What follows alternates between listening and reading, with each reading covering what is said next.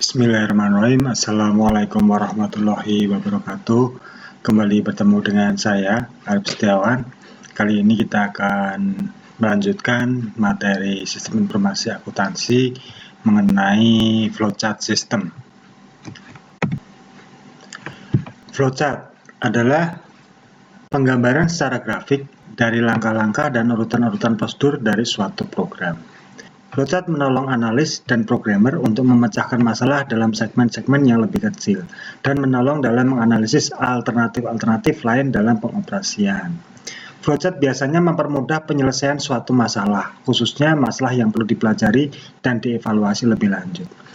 Jadi flowchart itu adalah gambaran grafik mengenai urutan atau prosedur di dalam suatu program. Jadi ketika kita membangun suatu sistem informasi akuntansi, selain kita membuat data flow diagram, ya kita membuat rancangan sistem, kita juga bisa merancang sistem menggunakan flowchart. Flowchart ini membantu para analis dan programmer untuk memahami alur suatu program.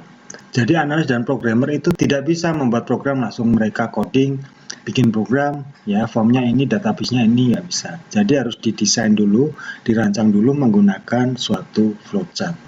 Mempermudah penyelesaian suatu masalah, khususnya masalah yang perlu dipelajari. Nah, di dalam membuat suatu program itu pasti ada startnya, ada dokumen yang terlibat, ada media penyimpanan, ada data-data apa saja yang disimpan, dan laporan-laporan apa saja yang nanti dicetak.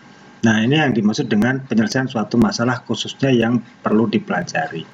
Di flowchart itu digambarkan dengan jelas, datanya apa saja, dokumennya apa saja, laporan yang dihasilkan apa saja. Tujuan flowchart. Yang pertama, menggambarkan suatu tahapan penyelesaian masalah. Yang kedua, secara sederhana, terurai, rapi, dan jelas. Yang ketiga, menggunakan simbol-simbol standar. Simbol-simbol standar ini maksudnya simbol standar flowchart. Ya, kalau Anda mau mengerti lebih detail simbol-simbol standar, Anda bisa menginstal software Visio. Ya, ini software yang biasa dipakai untuk membuat suatu flowchart, bawaan dari Microsoft.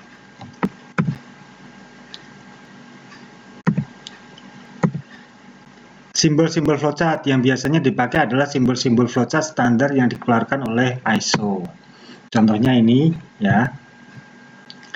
Simbol, di sini ada simbol jajaran genjang, ini input-output, artinya merepresentasikan input data atau output data yang diproses atau merepresentasikan input data atau output data yang diproses atau informasi.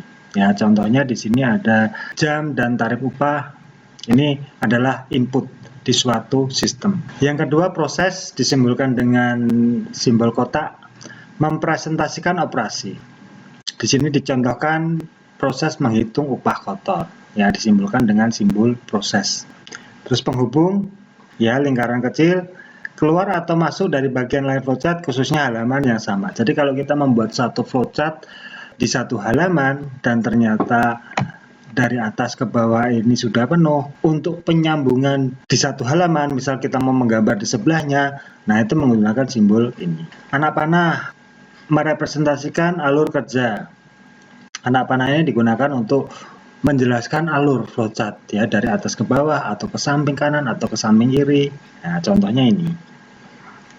Penjelasan. Nah, di sini ada simbol penjelasan digunakan untuk memberi komentar tambahan. Jadi kalau kita membuat satu flowchart, di sini ada proses. Nah, kita mau memberikan komentar tambahan atau penjelasan tambahan, kita menggunakan simbol ini. Di sini contohnya, berdasarkan nomor pelanggan sekian,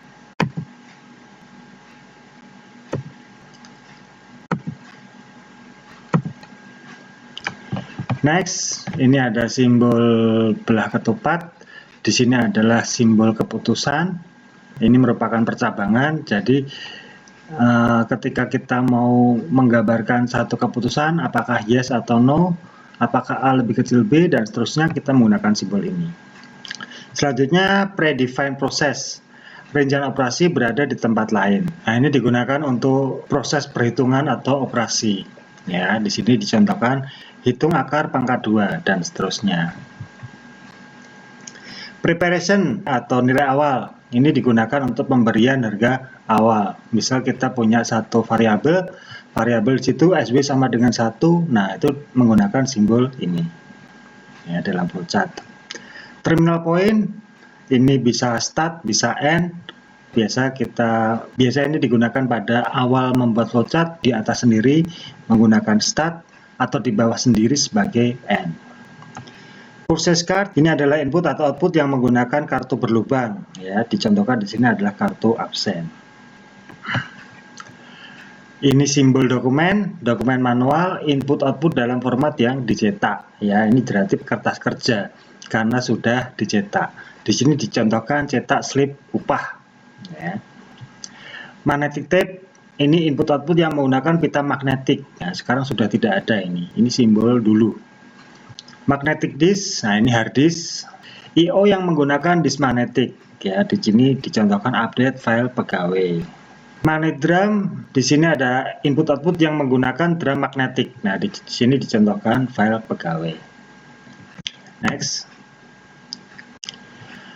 Simbol online storage, input output yang menggunakan penyimpanan akses langsung. Ya, di sini ada dicontohkan file pelanggan. Jadi ini ketika kita membuat flowchart dengan menggunakan media penyimpanan online, disimbolkan dengan ini. Punched step, I/O yang menggunakan pita kertas berlubang. Di sini dicontohkan file pelanggan. Manual input, ini adalah proses input manual. Input yang dimasukkan secara manual melalui keyboard ya. Nah, ini disimbolkan dengan ini. Di sini contohkan masukkan tarif upah. Display, di sini ada output yang ditampilkan pada terminal pada layar monitor. Manual operation, di sini adalah operasi manual ya. Di sini dicontohkan ketik pesanan penjualan. Di sini ada communication link, transmisi data melalui channel komunikasi seperti telepon. Jadi kalau kita menggambarkan flowchart, di situ ada model terminal data menggunakan komunikasi wireless ya. Di sini disimbolkan dengan simbol ini, WiFi atau telepon berbasis satelit dan seterusnya. Offline storage atau arsip, penyimpanan yang tidak dapat diakses oleh komputer secara langsung. Ya, di sini penyimpanan manual atau pengarsipan kertas kerja. Jenis-jenis flowchart. Flowchart terbagi atas 5 jenis, yaitu di sini ada flowchart system atau sistem flowchart, flowchart paperwork, flowchart skematik, flowchart program, dan flowchart proses. Yang biasa kita pakai dalam membuat suatu sistem adalah menggunakan flowchart system di sini. Flowchart system merupakan bagan yang menunjukkan alur kerja atau apa yang sedang dikerjakan di dalam sistem secara keseluruhan dan menjelaskan urutan dari prosedur-prosedur yang ada di dalam sistem. Jadi flowchart system ini menggambarkan alur kerja pada suatu sistem. Dalam membuat program, analis dan programmer berpegang pada alur ini, flowchart system. Dengan kata lain, flowchart ini merupakan deskripsi secara grafik dari urutan prosedur-prosedur yang membentuk suatu sistem. Dengan kata lain, flowchart ini merupakan deskripsi secara grafik dari urutan prosedur-prosedur yang terkombinasi yang membentuk suatu sistem. Ya, jadi di sini dia berkombinasi dari notasi-notasi grafik yang ada saling berhubungan menggambarkan satu alur kerja sistem. Flowchart system terdiri dari data yang mengalir melalui sistem dan proses yang mentransformasikan data tersebut. Data dan proses dalam flowchart system dapat digambarkan secara online, dihubungkan langsung dengan komputer, atau offline tidak dihubungkan langsung dengan komputer. Di sini dimisalkan mesin ketik, cash register, atau kalkulator. Tapi ini udah dulu ya. Dulu, kalau sekarang memang semuanya berbasis komputer dan gadget, ya, berbasis smartphone semuanya. Kesimpulan, flowchart system menggambarkan suatu sistem peralatan komputer yang digunakan dalam proses pengolahan data serta hubungan antar peralatan tersebut. Tidak digunakan untuk menggambarkan urutan langkah untuk memecahkan masalah, hanya untuk menggambarkan prosedur dalam sistem yang dibentuk. Jadi, flowchart system itu menggambarkan suatu sistem peralatan yang digunakan dalam proses pengolahan data serta hubungan antar peralatan tersebut. Ya. Hanya untuk menggambarkan prosedur dalam sistem yang akan dibentuk. Tidak menggambarkan urutan langkah untuk memecahkan masalah. Ya, jadi dia hanya menggambarkan alur sistem. prosedur-prosedur sistem yang akan berjalan pada sistem yang akan dibangun. Nah, ini ada contoh flowchart sistem.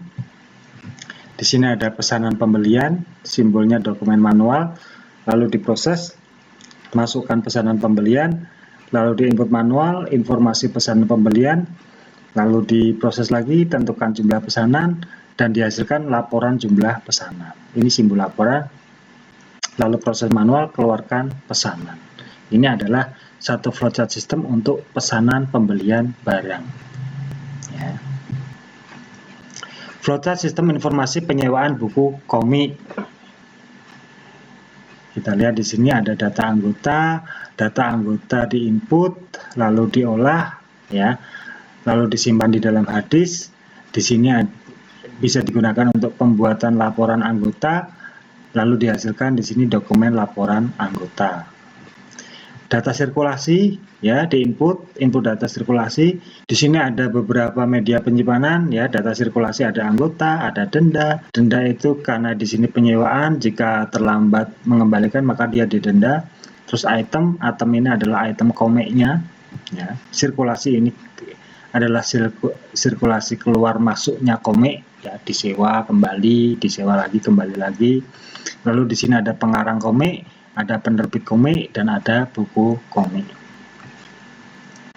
Di sini bisa dilakukan pembuatan laporan sirkulasi, lalu menghasilkan dokumen laporan sirkulasi. Buku komik sendiri, di sini ada alurnya. Data buku komik diinput, setelah diinput lalu diolah, masuk, disimpan menjadi buku komik. Di sini bisa dituliskan penerbitnya dari mana, pengarangnya siapa, lalu dibuat pembuatan laporan buku komik, dan dihasilkan dokumen laporan buku komik. Ya. Oke, sekian dulu kuliah kali ini. Jika ada pertanyaan silahkan Anda komen di bawah. Untuk absensi online silahkan Anda komen di bawah. Tetap jaga kesehatan, jangan keluar rumah. Semoga kita semua terhindar dari virus corona. Kuliah saya tutup. Billahi taufik wal hidayah. Wassalamualaikum warahmatullahi wabarakatuh.